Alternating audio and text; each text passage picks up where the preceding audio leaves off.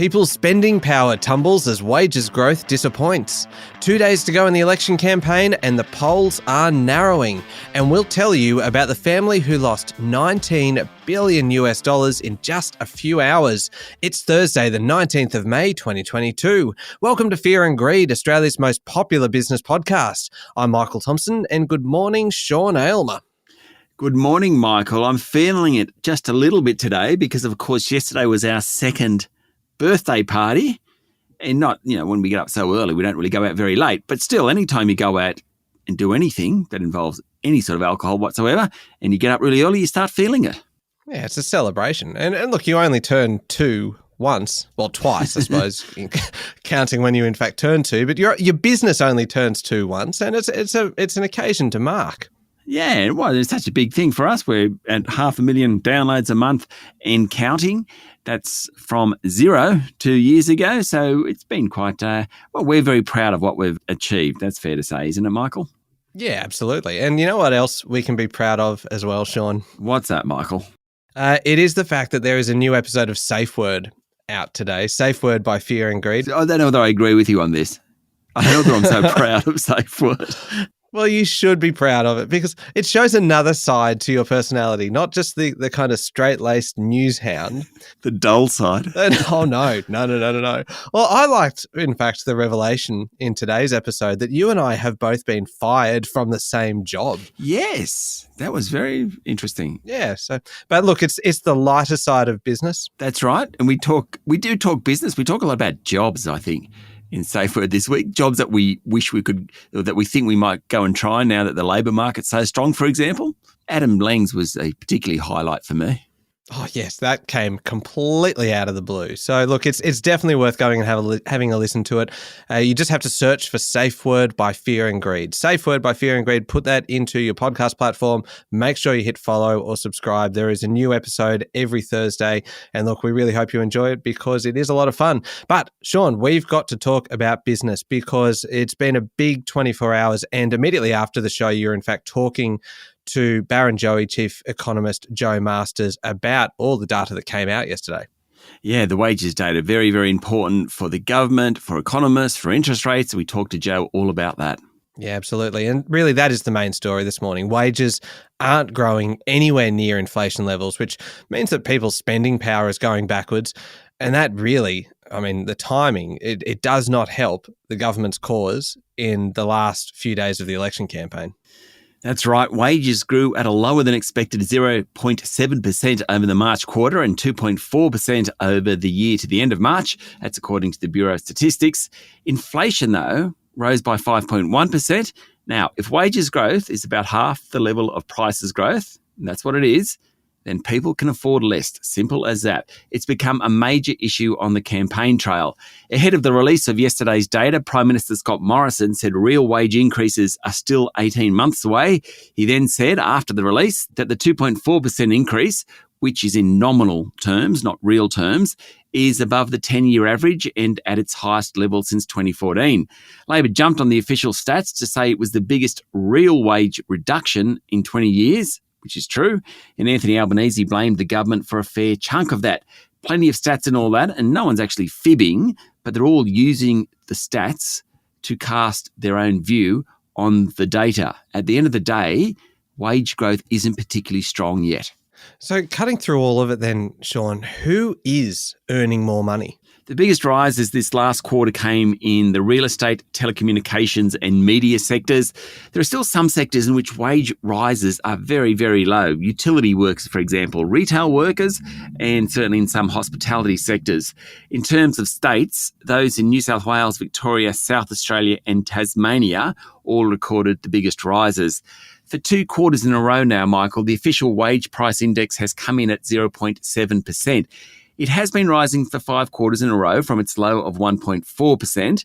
Wages in the private sector, as opposed to the public sector, are pretty much driving that growth. In fact, private sector wages during the year to March were up the most in 9 years. Sean, wasn't the Reserve Bank expecting a bigger wage rise? Because it has said that wages growth is critical to rate hikes. Yes, that's right. This number does cloud things just a touch. The Reserve Bank has said it wants to see sustainably higher wages growth. It doesn't expect to see real wages growing for another couple of years yet, but it wants people's pay packets to increase somewhat. Anecdotally, this is happening, and because of the enterprise bargaining system in Australia, it takes time for wage rises to flow through. We should see that over the next 6 months or so. Still, the Reserve Bank, politicians and definitely workers will want to see some decent wage rises in coming months. In terms of interest rates, it probably adds to the argument that upcoming increases will be 25 basis points and no more, but rates are still going to rise. All right. Now, what happened in the local market yesterday? The S&P 500 closed up 1% to 7,183 points. That's 4 rises in 4 days. That's not bad. BHP was a strong performer on the back of higher iron ore prices, jumping 3.4%. Fortescue and Rio Tinto also did well. The banks were mixed, as were the retailers. Some of the tech stocks did pretty well, led by REA and WiseTech Global. There are a range of strong performing stocks across the market. Miner South 32 was up nearly 6%. Uranium miner Paladin Energy rose 5%, as did iron ore miner Champion Iron. Flight Centre was up 5%. Biotech Polynova was the worst on the day. It fell 5%, while scrap metal group Sims was off 3.6%. And Sean, there were some pretty remarkable inflation figures in the UK. Consumer prices surged 9% in the year through April, according to figures released last night. That's the highest level in 40 years, and back then Margaret Thatcher was Prime Minister. That data came the day after Labour Force figures showed that there are now more job ads in the UK than people looking for work, and that's the first time that's happened. Just quickly staying in global markets, the Aussie dollar is trading at 70.2 US cents, and there's not a lot of movement in oil and gold markets. Okay, we'll be back in a moment with the rest of the day's business news.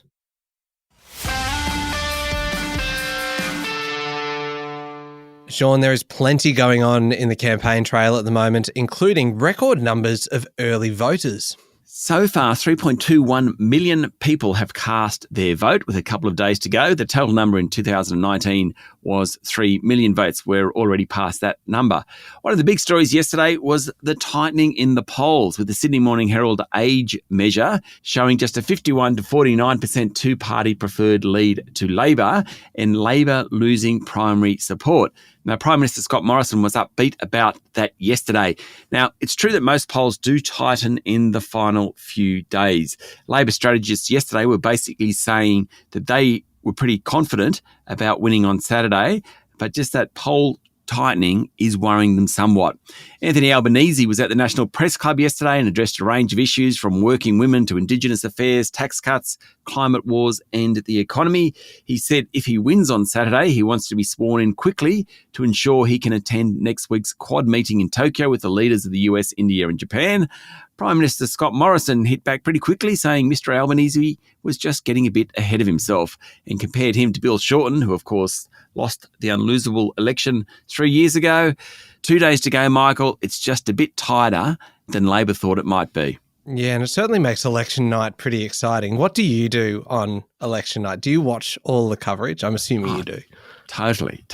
Glass of wine or wines. And I don't actually like going to an election party because I'd prefer to have the time. And Jackie and I will sit there and we will drink wine and flick channels and then find the coverage you like best. And off you go. I remember last time round, 3 years ago, when the Labor politicians appearing suddenly realised they weren't going to win the election, and it was just great entertainment, quite apart from who you're voting for. I know there's no reflection on that, but watching these politicians who have worked so hard suddenly get it taken from them. The highlight for me is always whatever Channel 9 does as the way they farewell a sitting member who's been voted out. Do you remember some years they've got like an animation, they'll have the picture of the MP and that picture will drop into like a shark tank. Yes. I know exactly what you're talking about. Or another year is this giant boot, the boot that swings down and physically kicks them out of their seat. And it just adds a bit of theatre to something that is already quite theatrical. And look, I love that kind of thing. Oh, totally. Mind you, you have to go to Anthony Green from the ABC if you really want to know what's going on. He just seems to be the best. Oh, yeah, absolutely. And that's why you got it absolutely right. You just kind of pick the bits that you want from each one. So you go to 9 for a bit of theatre, go to 7 for similar, and then go to the ABC, and you kind of get the insights from Anthony Green. So, yep, look, we've talked about enough politics. There's plenty of other news we need to get to as well, Sean. On the COVID front, there were some big numbers again yesterday. Really big. Western Australia led the way with 16,300 infections, followed by Victoria with 14,200 cases. New South Wales came in at 12,300, Queensland at 7,100, South Australia at 4,100, Tasmania at 1,200 cases, and the ACT at 1,100. But Michael, there were 53 deaths from coronavirus recorded yesterday. Really, really tragic. Yeah, it certainly was. Now, Sean, Andrew Forrest is back running the Fortescue Metals Group's iron ore business for the first time now since 2005. Yes, it's part of a wide-ranging shake-up of top jobs at the mining giant and includes a new boss at Fortescue Future Industries. That's the green energy business of Fortescue. Former GE executive Mark Hutchison will take over that job. Andrew Forrest will become executive chairman, and both Mr. Hutchison and Fortescue CEO Elizabeth Gaines will report to him.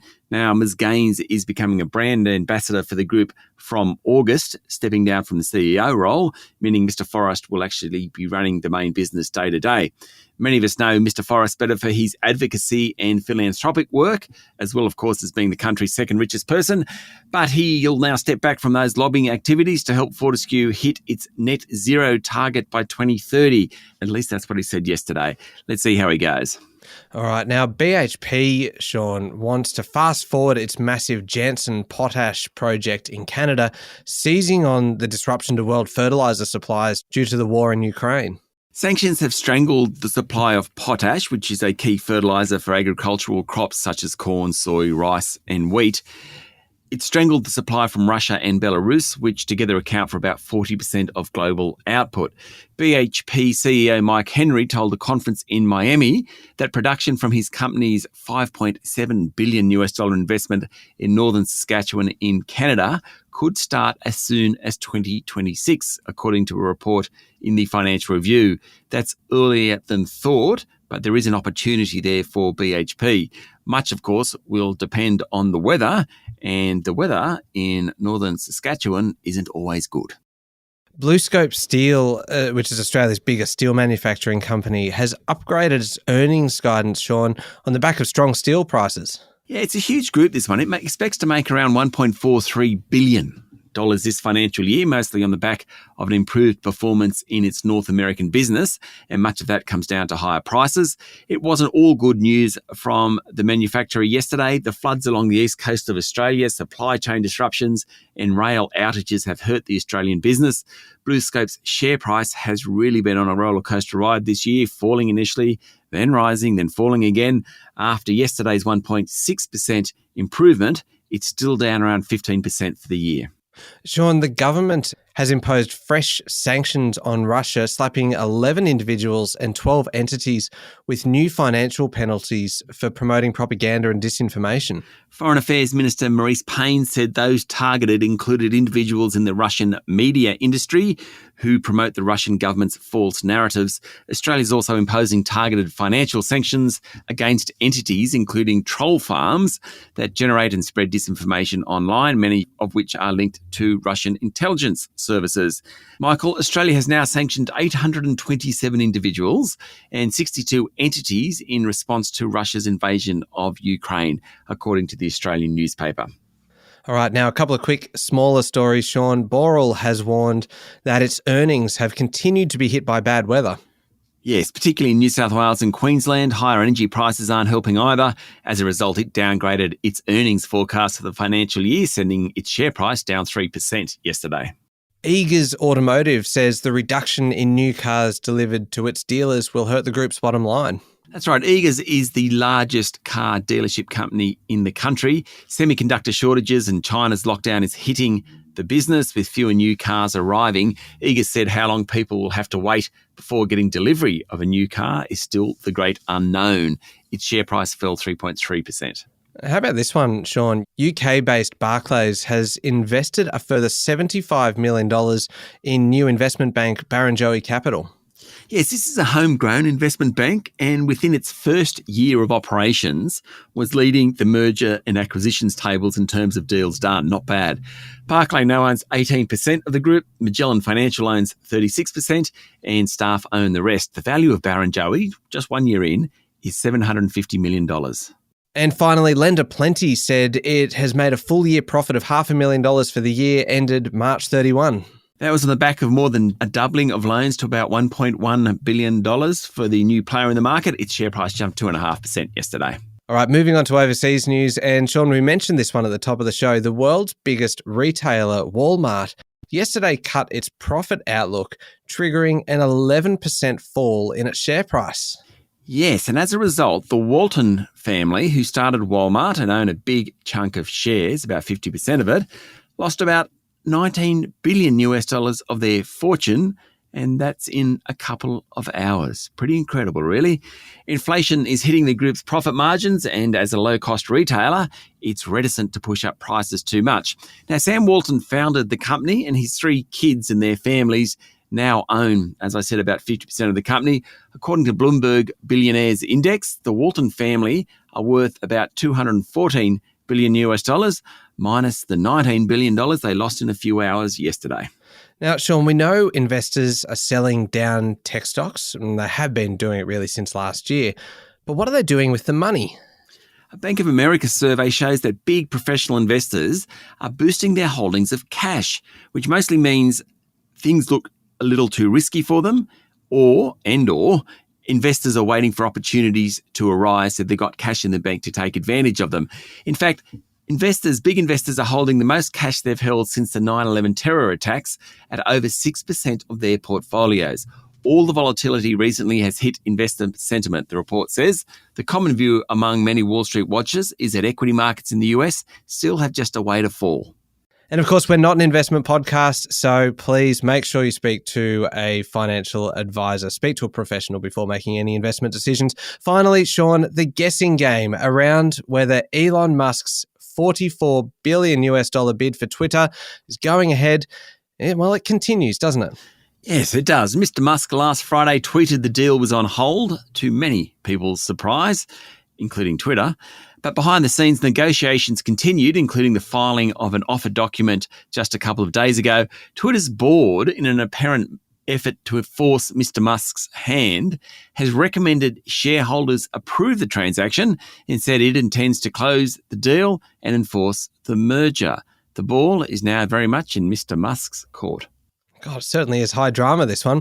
All right, now, up next is the Fear and Greed Daily interview, and we mentioned at the top of the show, Sean, you are speaking today to Joe Masters, Chief Economist at Barrenjoey. We are, and we started talking about wages and what's going to happen to interest rates, but by the end of it, we were really discussing whoever wins the election this weekend, what they face running the Australian economy over the next year or two. Really interesting chat with Joe. Yeah, it certainly is. It is coming up next in the Fear and Greed playlist on your podcast platform or at fearandgreed.com.au. Thank you, Sean. Thank you, Michael. It's Thursday, the 19th of May, 2022. Make sure you're following the podcast. Join us online on LinkedIn, Twitter, and Facebook, and check out the latest episode of Safe Word by Fear and Greed. It is out today on your podcast platform. I'm Michael Thompson, and that was Fear and Greed. Have a great day.